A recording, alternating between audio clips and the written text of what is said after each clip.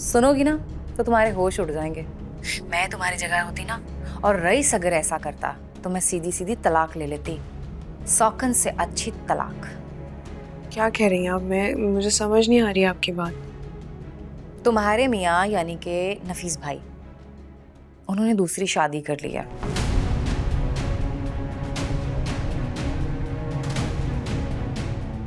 आज ही अपनी दूसरी बीवी को लेकर घर आए हैं।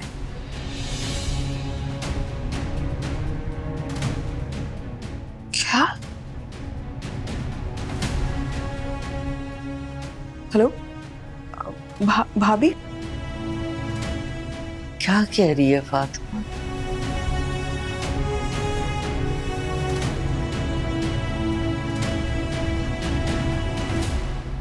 अरे नहीं भाई, उस बुढ़िया के पास बैठ के बोर होने से बेहतर है अपने कमरे में बैठ के बोर हो जाऊं। सिद्रा, मुझे भी यही लगा था यार। मुझे तो लग रहा था अब तक प्रेशर डालकर हैमर पे अपनी बात मनवा ली होगी, लेकिन नहीं, बुढ़िया मुंह में दही जमा के बैठी है। मुझे लग रहा है ये मेहनत जाया ना हो जाए। अच्छा सिद्रा सुनो, मुझे लग रहा है कोई आ गया। रुकना, बाद में बात करते। बाय बाय बाय, कॉल कर।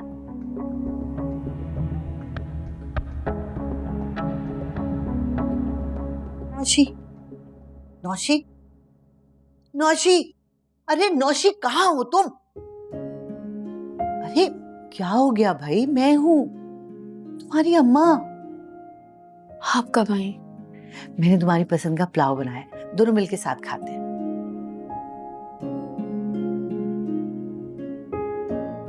मुझे भूख नहीं है अम्मा। भूख नहीं भी है ना तो भी मेरे साथ तो तुम्हें जाना ही पड़ेगा। दिल नहीं है मेरा। अरे मैंने कहा ना, उठो मेरे साथ चलो, दोनों खाते हैं, फिर उसके बाद तुम्हें कोई चीज दिखाऊंगी। आप चले, मैं आती हूँ। नहीं, तुम्हें तो मेरे साथ ही चलना पड़ेगा। चलो चलो चलो चलो, आ जाओ।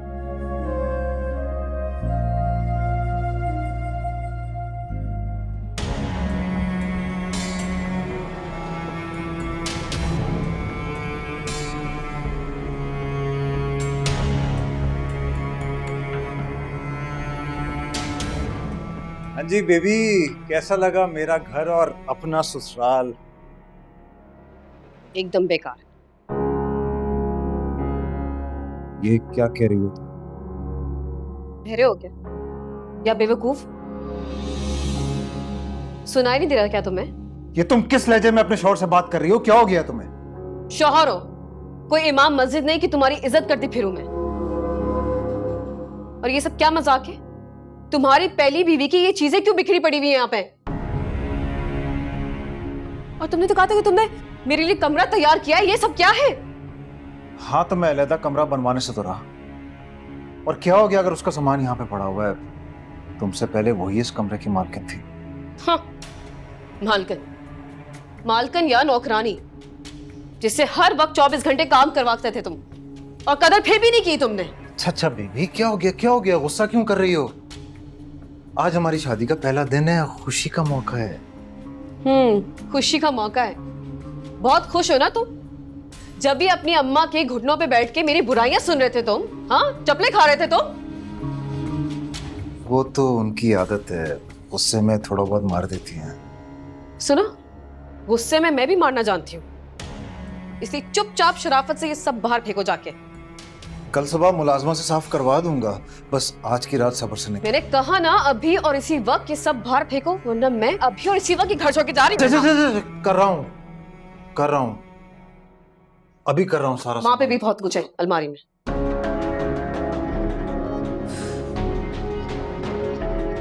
चीजें संभाल के तो ऐसे रखेंगे जैसे अभी भी मोहब्बत है। तैयारी किया हुआ। अब फेंको ना। क्या नफीस ने दूसरी शादी कर ली? हाँ अम्मा, वो बता तो यही रही है भाभी। कैसे कर सकता है वो दूसरी शादी? मुझे भी यकीन तो नहीं है, लेकिन हाँ, उन्होंने कई बार मुझे पहले भी कहा था कि अगर तुम अपने माँ बाप के घर से वापस नहीं आई ना, तो उसके बाद जो कुछ भी होगा उसकी जिम्मेदार तुम खुद होगी। लेकिन वो ऐसा नहीं कर सकते। लेकिन ये तो कोई बात ना हुई। मैं जाती हूँ, मैं जाके पूछती हूँ सुरैया से, सब घर वालों से कि कैसे उन्होंने उसे दूसरी शादी की इजाजत दे दी। नहीं नहीं अम्मा, अभी किसी से कोई बात करने की जरूरत नहीं है। पहले मैं खुद तो नफीस से बात करूं। हो सकता है कि फातिमा भाभी मुझसे झूठ बोल रही हूँ या वो हमारे बीच में लड़ाई करवाना चाह रही हूँ। तुम क्या कंफर्म करोगी? बता तो दिया फातिमा ने कि उसने दूसरी शादी कर ली है। फातिमा भाभी तो झूठ भी बोल सकती है ना। जब तक मैं खुद बात नहीं करूंगी ना, मुझे यकीन नहीं आएगा। मुझे एक बार नफीस से खुद बात कर लेनी चाहिए, क्योंकि हो सकता है कि फातिमा भाभी झूठ भी बोल रही हूँ। नफीस से खुद बात करती हूँ, मुझे बता देंगे।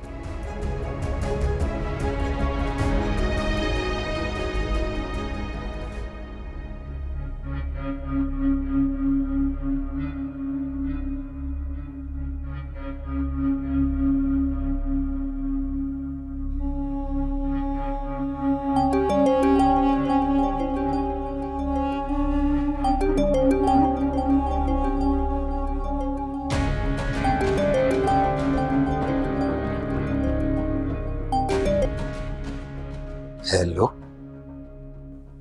नफीस, जो कुछ भी मैं सुन रही हूँ, क्या वो सच है कि आपने दूसरी शादी कर ली है? बड़े तेज मौक्कल है तुम्हारे। मैं सोच रहा था कि पिंकी को स्पेशली तुमसे मिलवाने लाऊं तुम्हारे मायके लिए।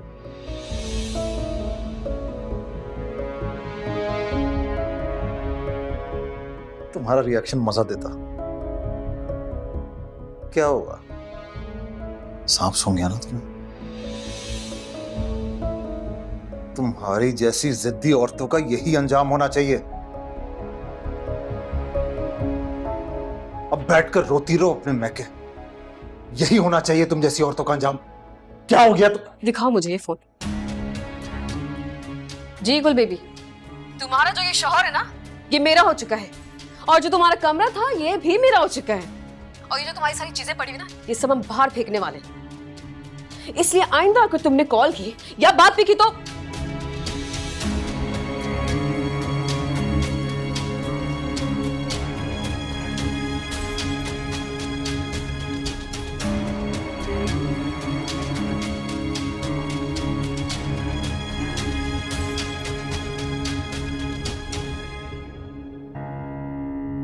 पकड़ोगे।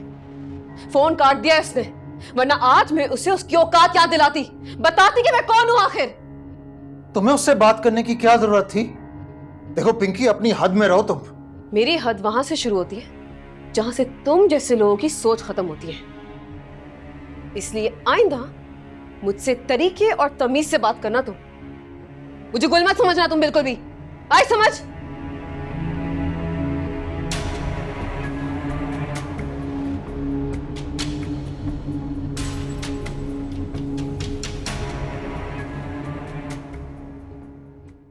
भाई क्या दिखाना चाह रही है मुझे? बस है कुछ बहुत स्पेशल, सब्र तो करो। लो भाई, ये देखो जरा तुम। ये क्या है? अंगूठी है और क्या है। पहनो जरा, देखो तुम्हें पूरी आती है या नहीं। ये किसकी रिंग है? अरे भाई, बहुत सवाल करती हो, पहनो तो ना। हाँ, ये तो तुम्हें, अरे थोड़ी सी लूज है, धागा बांधोगी तो पूरी आ जाएगी। ये तो आपकी है शायद। हाँ, ये मेरी है। ये तुम्हारे अब्बा ने ना मुझे पहनाई थी हमारी मंगनी में। तो मैं क्या करूं इसका? बहुत सवाल करती हो भाई, पहनोगी और क्या करोगी? लेकिन आपकी मंगनी की अंगूठी मैं कैसे पहनूं? ओफो, तुम्हारी मंगनी पे यही अंगूठी पहनाऊंगी मैं। मेरी मंगनी नहीं हो रही अभी। होगी बहुत जल्द इंशाल्लाह। लड़का देख लिया मैंने तुम्हारे लिए। कौन लड़का? बस है एक, बहुत हैंडसम है, मोहब्बत करने वाला, तुम्हें बहुत खुश रखेगा।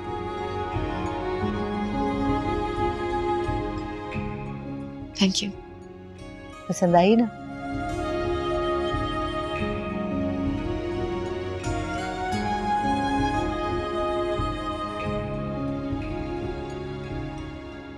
अब चुप क्यों लग गई है तुम्हें सारी बात सुनकर? जाओ ना, जाके बात करो नफीस से। क्या बात करूं अम्मा? बताएं ना, क्या बात करूं? गलती तो हमारी अपनी है। हमारी गलती कैसे हो गई? सारा कसूर इसी का ही होगा। इसी ने मौका दिया होगा नफीस भाई को। हालात ही ऐसे बना दिए होंगे कि उन्होंने इतना इंतहाई कदम उठाया। सुरैया बिल्कुल ठीक कह रही है। कितना समझाया था इसे, मिन्नतें की थी इसकी कि वापस चली जाए, लेकिन नहीं। क्या करूं? अब पता चला, जो औरत अपने पांव की मिट्टी छोड़ देती है उसे वक्त भी मौका नहीं देता। सुरैया का तो मुझे कोई अफसोस नहीं है नौमी, कि जाहिर है वो तो अपने भाई की तरफदारी करेगी। दुख तो तुम्हारा है, तुमने सारी जिंदगी कभी भी अपनी बहन का साथ नहीं दिया, हालांकि इसने अपना घर तक तुम्हारे नाम लिख दिया। अच्छा, सारी जिंदगी यही एहसान जतलाती रहेंगी आप? हाथ पांव नहीं जोड़े थे नुमान ने इसके, अपनी मर्जी से अपनी खुशी से इसने घर नाम किया था। और अम्मा एक बात बताऊं, अफसोस तो मुझे भी है कि आपने आज तक कभी इसे नहीं समझाया। हमेशा इसकी साइड ली है, हमेशा इसे शह दी है। और आज भी बजाय इसे आप वापस अपने घर भेजने के, यहाँ पंचायत लगा के बैठी हुई। मैं आपको साफ बता रहा हूं, मैं अब मजीद इसके लिए कुछ नहीं कर सकता। मैं नफीस भाई के पास नहीं जाऊंगा, जाके उनकी मिन्नतें नहीं करूंगा। सुन ले आप, मुझसे कोई उम्मीद मत लगाइएगा। ठीक कह रहे हैं आप भाई, हमें कोई उम्मीद है भी नहीं आपसे।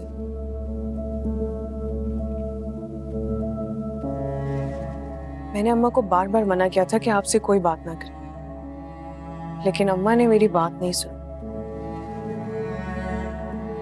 और हमने बिला वजह आपसे आस रखी।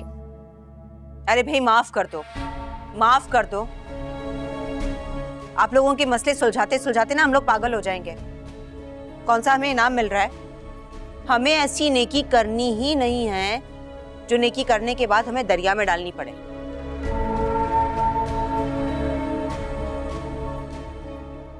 देखिए अम्मा, मेरा तो आपको ये मशवरा है कि आप गुल को वापस भिजवा दें और ये जाके नफीस भाई के पैर पकड़े माफी मांगे उनसे। बल्कि एक काम करना, लगे हाथों फुप्पो से भी अपनी बदतमीजी की माफी मांग लेना।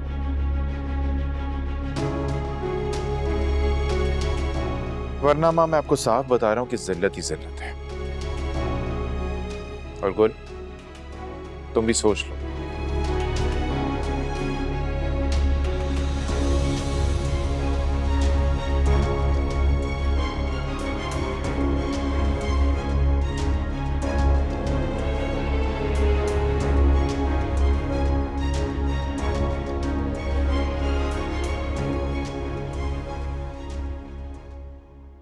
अरे पागल, बबलू को वहां क्यों छोड़ के आई हो?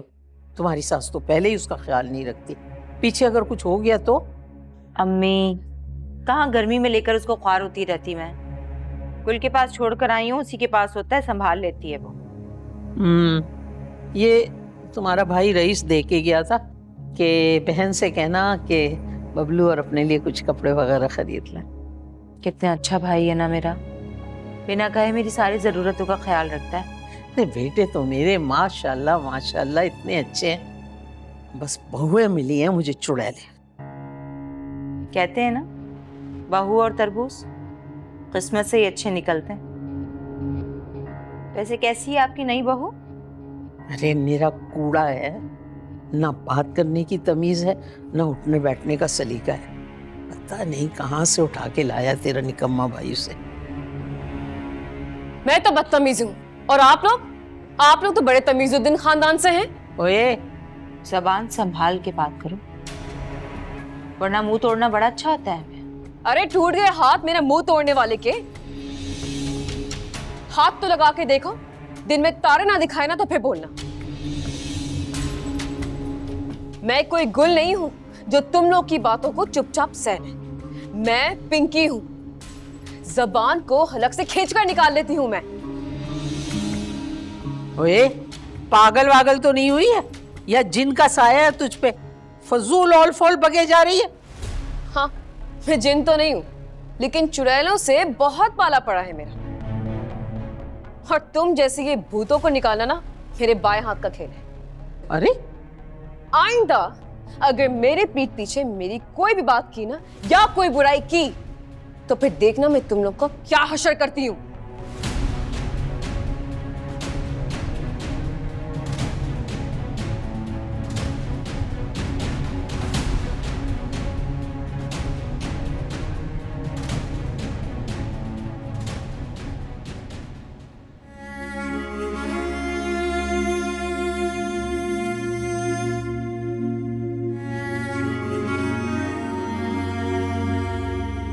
कुल बेटा, मैं ये कह रही थी, ये क्या कर रही हो? बस अम्मा कुछ जॉब्स देख रही थी।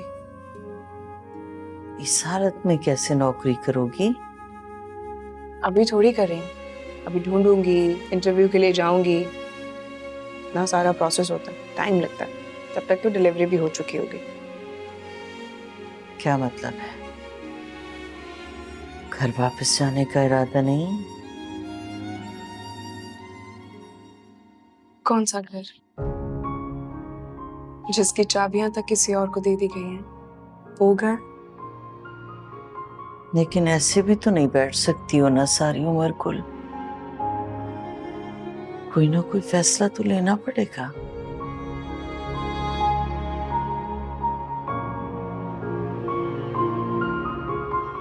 अम्मा मैं बात तो कर रही हूँ खुद से। अल्लाह बेहतर जाने के अब किस नतीजे पर पहुंचते हैं।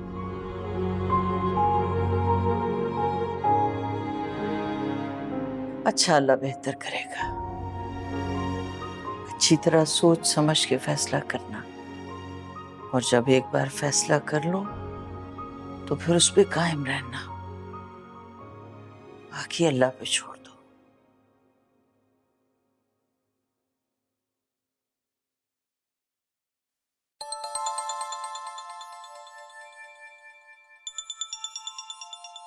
एम्बर का फोन है।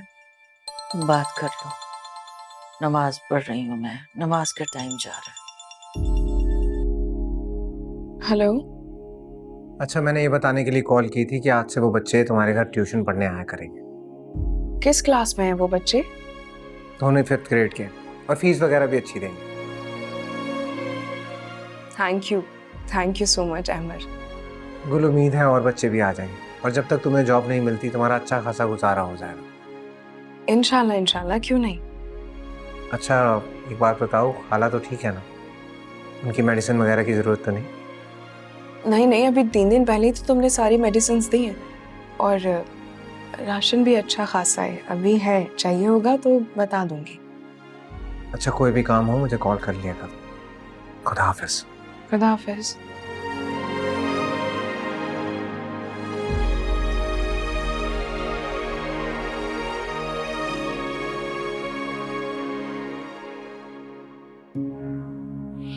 अरे सुन रहा है ना तो? हाँ माँ, सुन रहा हूँ। अगर सुन रहे तो उठ के जाके उसकी चुटिया पकड़ के ला इधर,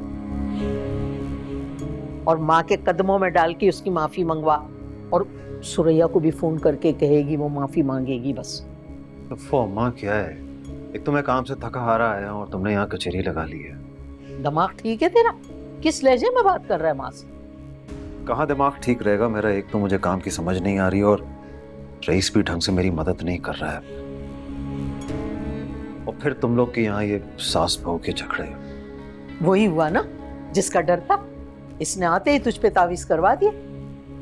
तेरी तो जोन ही बदल गई। पहले तो मेरे मुंह से एक लफ्ज गुल के लिए निकलता था, तू दरोगा बन के उस पे जाके मुसल्लत हो जाता था, और इस चूहिया ने तेरी माँ की इतनी बेइज्जती कर दी, और तू ठंडे पैर बैठा हुआ है। गुल का मामला और था, वो बर्दाश्त कर जाती थी, ये वैसी नहीं है। ओए, ये वैसी नहीं है या तू वो हो गया है जन मुरीद? अम्मा मत उलझो उससे, वो तो मेरी नहीं सुनती, मुझे झाड़ के रख देती है। अल्लाह, मुझे ये दिन भी देखने थे।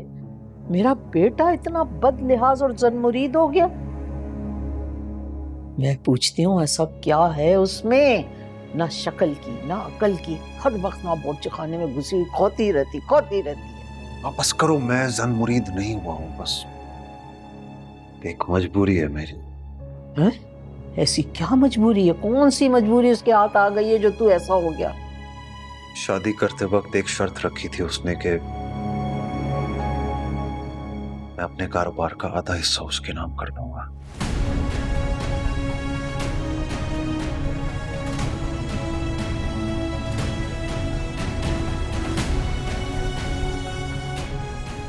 ये क्या कह के चला गया? नहीं, अपना हिस्सा उसके नाम? पता नहीं क्या मुसीबत है, तो बुढ़िया एसी में सुकून से बैठी है, मुझे यहाँ जहन्नुम में झोंक दिया। हाँ, मुझे को तो शौक था छोटी मोटी मोहब्बतें जताने का, उस बेहिस आदमी के चक्कर में कितने पापड़ बेलने पड़ रहे। क्या मिला मुझे? ठेंगा। अब पता नहीं कौन सा रिश्ता ढूंढ के बैठी है। मेरी मंगनी का शौक चढ़ा वैसे। हाँ भाई, नौची कढ़ाई बन गई क्या? नहीं अम्मा, बस बनने वाली है। और कुछ पकाना है? भाई वो तुम बनाती हो ना केक चॉकलेट वाला, क्या नाम है? ट्रिपल चॉकलेट केक अम्मा। हाँ, बड़ा मजे का बनाती हो, वही बना लो, मेहमानों को अच्छा लगेगा। कौन से मेहमान अम्मा? भाई वही मेहमान जो लड़की के घर पे आया करते हैं। अम्मा, मैं आपसे पहले भी कह चुकी हूँ, मैं ऐसी किसी बात के लिए तैयार नहीं हूँ। बेटा, अभी तो मैंने उनको इनवाइट कर लिया, तुम्हारी मर्जी। उनके सामने तुम अपनी माँ की इज्जत रखो या बेइज्जती करवा दो।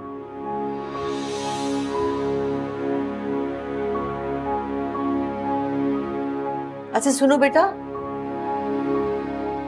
वो मेहमान जब आएंगे ना तो अच्छे से तैयार होना। मैंने तुम्हारे लिए नया जोड़ा मंगवा के रखा है मेरे कमरे में। जी अम्मा।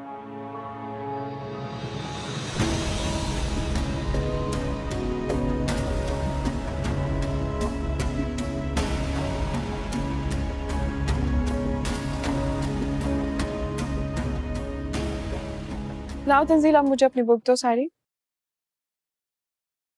आप भी निकालो।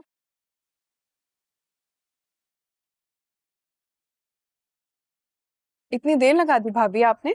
हाँ, अम्मी की तरफ चली गई थी। बिलाल रोया तो नहीं? रो रहा था, लेकिन मैंने उसको नहलाकर फीडर पिलाकर सुला दिया, सो रहा है। ये बच्चे कौन है? मेला क्यों लगा रखा है तुमने? ट्यूशन पढ़ने के लिए आए। हमारे महल्ले के तो नहीं लग रहे, कहाँ से आए? मेरी दोस्त के भांजा भतीजे। कितनी फीस ले रही हो? फीस के बारे में अभी बात ही नहीं की और ना तय हुई। लाओ मैथ की बुक दो। मुझे बताना नहीं चाह रही हो, है ना? मैंने कहा ना भाभी, ऐसी कोई बात नहीं है। आपको जो समझना है आप समझें।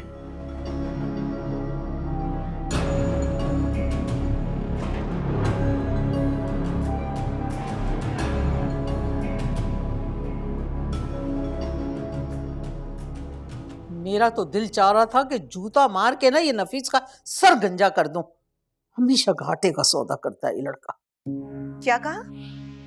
नफीस भाई ने अपनी अकल बेच दी है क्या? कौन इतनी घटिया औरत के नाम पे अपना कारोबार करता है? यही सोच सोच के तो मेरा दिमाग खराब और बीपी लो हो गया था। अरे वो औरत, वो जितनी जबान की तेज है ना, उतनी दिमाग की भी तेज है। इस बोंगे को तो बेच के खा जाएगी, देखना। बात करें आप रईस भाई से, किसी भी तरह नफीस भाई के नाम पर ये कारोबार दोबारा करवाएं। अरे बुलाया है मैंने रईस को, किसी पता नहीं ग्राहक के साथ बैठा हुआ था। मैंने कहा फौरन आओ। वो आएगा तो कोई निकालती हूँ मैं हल। मैं तो नहीं रखने की उसको। फैसला करके ना आज ही उसे घर से निकलवा दूंगी। नहीं रखने की मैं उसे घर भाई, बिल्कुल नहीं। पता है आपको, जब मैं घर आई तो गुल बच्चों को ट्यूशन पढ़ा रही थी, पर पुर्जे निकल आए उसके भी। तो तू बात कर नोमी से, बात क्यों नहीं कर रही? अरे इतनी खुली छूट क्यों दे रखी है उसको? करती हूँ उसका भी बंदोबस्त। नई से नई मुसीबत तैयार रहती है मेरे लिए। तंग आ गई हूँ मैं।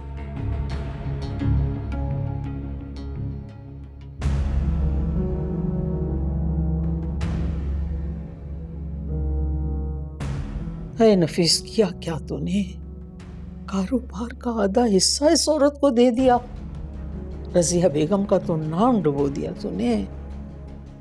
तावीज किया इसमें, जरूर तावीज ही, कोई बाबा का काम है। भेज दिया ना तुम्हारी अम्मा ने तुम्हें चाबी भर के मेरे पास। तो यार तुम खुद भी तो देखो, अभी से तुमने पंगे लेना शुरू कर दिए अम्मा और सुरैया के साथ। जिस तरह के उनके चेहरे हैं ना, उसी तरह का चपेड़ पड़ा उन्हें। अब तकलीफ से तड़प रही हैं दोनों। फिर भी यार हाथ हौला रखो। अभी से तुमने अम्मा को अपने खिलाफ कर लिया तो तुम्हारा यहाँ रहना मुश्किल हो जाएगा। भूल है तुम लोग की।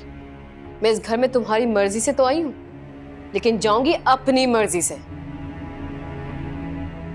चाहे कोई जितनी भी कोशिश कर ले मुझे इस घर से निकालने के लिए। ठीक है, फिर जो करना है करती रहो, मुझसे मत लड़ो। अच्छा, और जो 2 घंटे अपनी अम्मा की तकरीर सुन के आए हो, उससे तुम्हें कोई तकलीफ नहीं हुई? तो किसकी सुनूं? तुम्हारी सुनूं या अम्मा की सुनूं? तंग आ गया हूं मैं सर्कस से। नफीस, बड़े हो गए हो तुम, अपनी अम्मा की गोद से निकलो तुम बाहर। अच्छा तुम ही बता दो मैं क्या करूं, बताओ। वो ताई बुला रही हैं आपको। अभी फैज हासिल करके आया, फिर जा रहे हो तुम। जबरदस्त।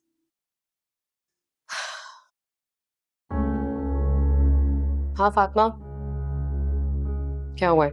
वैसे बड़ी बात है, गुल की सारी चीजें उठाकर तुमने बाहर फेंक दी। मैं अपनी दुश्मनों की हर निशानी मिटा देती हूँ। वैसे एक बात तो बताओ जरा, तुम इस झंझालपुरे के साथ कैसे जिंदगी गुजार रही हो? मैं तो कुछ अरसे में पागल होके रह गई हूँ उन लोगों के साथ। हाय क्या बताऊं, दिल पे पत्थर रख के सारी जिंदगी गुजारी है मैंने इनके साथ। तो तुम और रईस अलग क्यों नहीं हो जाते? रईस अच्छा कमाता तो है। हाँ कमाता तो है, लेकिन माँ ने ना पता नहीं कौन से जिन इन दोनों भाइयों के पीछे लगा रखे हैं। उनकी चुंगल से निकलने का नाम ही नहीं लेते। अब मैं आ गई हूँ ना, सबके जिन आहिस्ता आहिस्ता निकाल दूंगी मैं।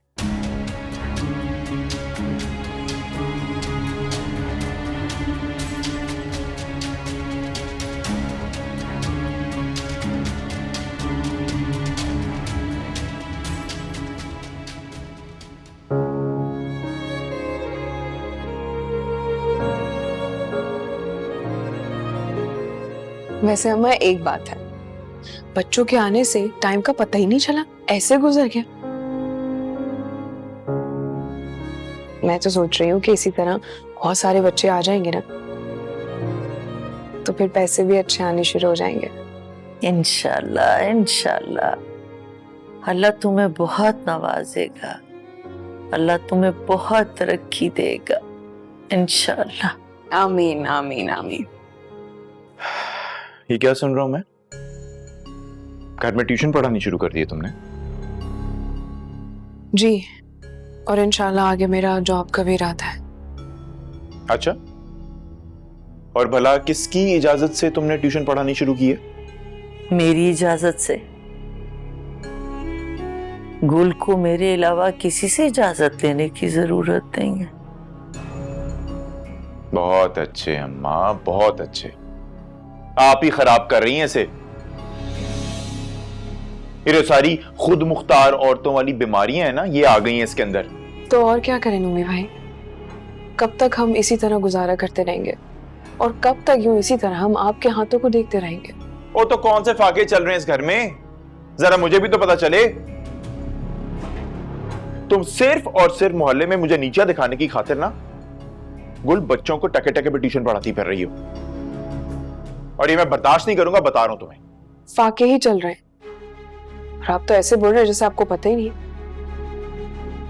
ना पीने के लिए दूध मिलता है, ना खाने के लिए फल मिलता है, और तो और फ्रिज में भी ताला लगा रहता है। और किससे जाकर बोले? सब कुछ आता है इस घर में, लेकिन तुम लोगों को ना नाशुक्री की आदत पड़ चुकी है गुल। और ठीक ही कहते नफीस, तुम खुद को ना कोई बहुत ही ऊंची चीज समझने लग गई हो। तो फिर ठीक है, मैं वही कर रही हूँ जो जो मुझे ठीक लग रहा है। अच्छा, ये बात है। तो ठीक है फिर, मेरी भी एक बात जरा कान खोल के सुन लो तुम बोलो। मेरे घर में ना तो तुम मेरी इजाजत के बगैर किसी को ट्यूशन पढ़ाओगी और ना ही जॉब करोगी। आ गई बात समझ में? आपका घर, आप भूल रहे हैं कि ये घर मेरे नाम पर है, और मैं जब चाहूं मैं इस मिल्कियत का दावा कर सकती हूँ।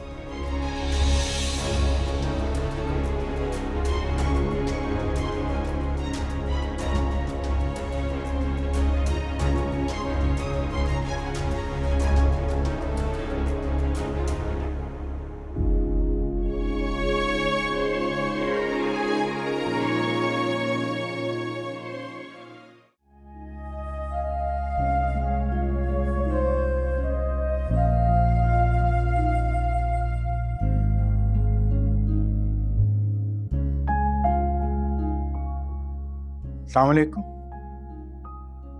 वालेकुम अस्सलाम। भाई आप कितनी देर से आए हैं और मैं आपको फोन करती रही हूँ, आपने फोन ही नहीं उठाया।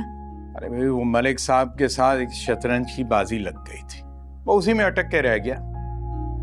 बल्कि अभी भी बाजी जो है दरमियान में छोड़ कर आया हूँ, तुम्हारा फोन पे फोन आया जा रहा था। क्या हो गया? अरे कुछ नहीं हुआ, अल्हम्दुलिल्लाह सब खैरियत। तो फिर इतनी भागम दौड़ में मुझे बुलाने की क्या जरूरत पड़ गई? सिद्दीक साहब, हर बात आपको इतना जल्दी जानना क्यों जरूरी है? थोड़ा सब्र कर लें, अहमर को आने दें, फिर बताऊंगी। अहमर को भी बुलाया? भाई वो कोई आज खास दिन वगैरह तो नहीं है? मतलब है हमारी कहीं शादी की सालगिरह तो नहीं? अरे भाई वो तो 3 महीने पहले गुजर गई, कितना कमजोर हो गया आपका हाफजा। खैर ये बताएं कि मलिक भाई और भाभी का क्या हाल है? दोनों खैरियत से थे, तुम्हें सलाम भेज रहे थे। वालेकुम अस्सलाम। अरे हाँ, याद आया, भाभी बता रही थी कि गुल अब मुस्तकिल तौर पे फहमीदा की तरफ आके रहना शुरू हो गई है। हाँ पता तो मुझे भी चला था, लेकिन मैं समझी शायद अब तक वापस चली गई होगी। नहीं, वो ये भी बता रही थी कि नफीस ने शायद दूसरी शादी कर ली है। क्या? उसने दूसरी शादी करी?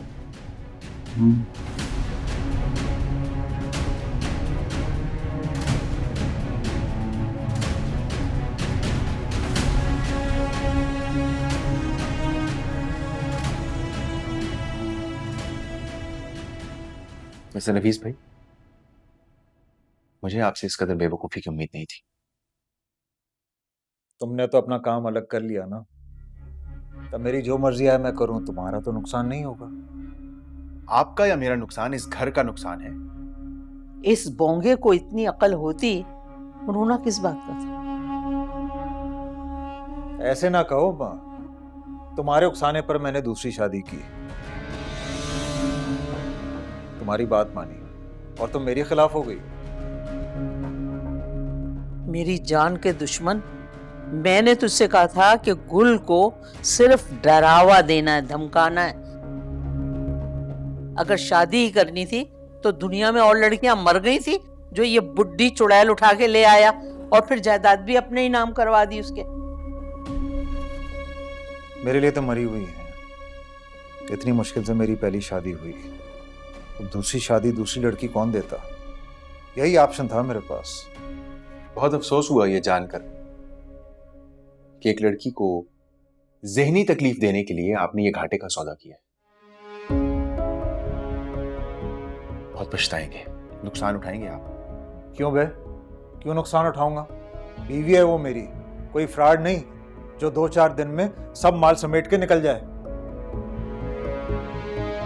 यही करेगी वो, चाहे 4-5 साल बाद करे बेटा, यही करेगी, माल समेट के निकल जाएगी, नहीं तो मेरा नाम बदल देना।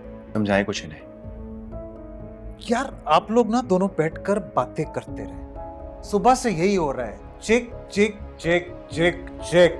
और चल जा इधर से, दिमाग खराब किया हुआ है फजूल में, मेरा मत्था खराब कर दिया इन लोगों ने। उफ।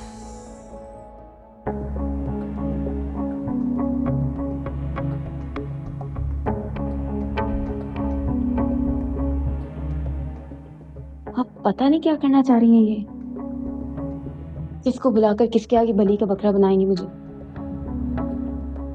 अपने बेटे को तो मना नहीं सकी, पता नहीं किस लल्लू पंजू को चूज करेंगे मेरे लिए। कुछ बता भी तो नहीं रही, दिल तो कर रहा है सीधा जाऊं, साफ साफ मुंह पे मना कर दूं, तबीयत हरी कर दूं सबकी। पता नहीं क्या मुसीबत है।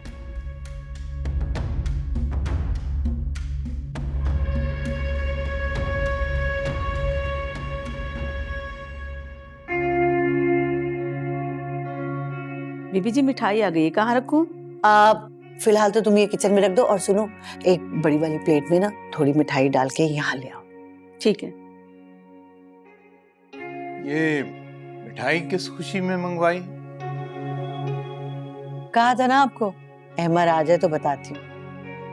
अरे भी अहमर तो आके बैठा हुआ है यहाँ पे, तो अब तजस्सुस किस बात का है, बता भी दो। भाई बता दूंगी, ऐसे भी क्या जल्दी है। भाई मैंने आज नौशी की बात पक्की रखी है और खाने का भी बेहतरीन इंतजाम करवाया इसीलिए, और आप दोनों को जल्दी घर इसलिए बुलवाया था। नौशी की मम्मी इतनी अचानक? कमाल है मियाँ, आपने बताया नहीं। किससे कर रही है नौशी की मंगनी? नौशी की मंगनी तुमसे।